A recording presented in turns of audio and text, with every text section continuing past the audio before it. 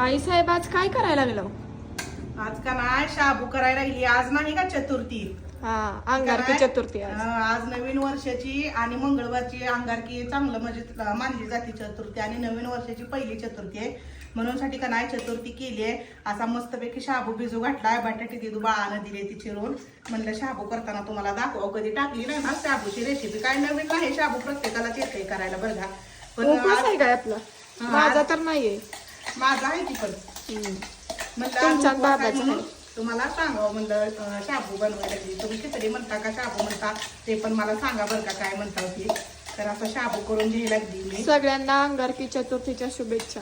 हा, तर असं मस्तपैकी मिरची तळून घेतली. एवढी खिचडी काय एवढं खिचडी शाबू काय बनता, एकदा खिचडी बनते एकदा शाबू बनते बरं का मी.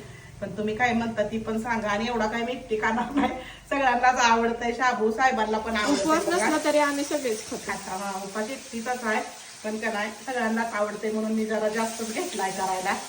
आणि मस्तपैकी असं बटाटे टाकून घ्यायचं आणि हलवायचं. उकडल्या बटाट्याचं पण चांगला होतंय बघा, पण जरा भिजला झाल्यासारखं होतंय म्हणून मी असं बटाट्याच्या चटण्या करून टाकत असते.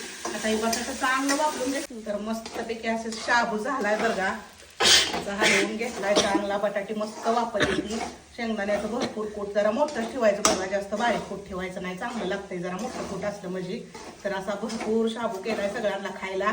म्हणजे काय म्हणलं शाबूच खावा, स्वयंपाकाचं काय आज नको, संध्याकाळी निवांत ताजा ताजा स्वयंपाक करावा. हे का नाही असा मस्तपैकी शाबू झालाय.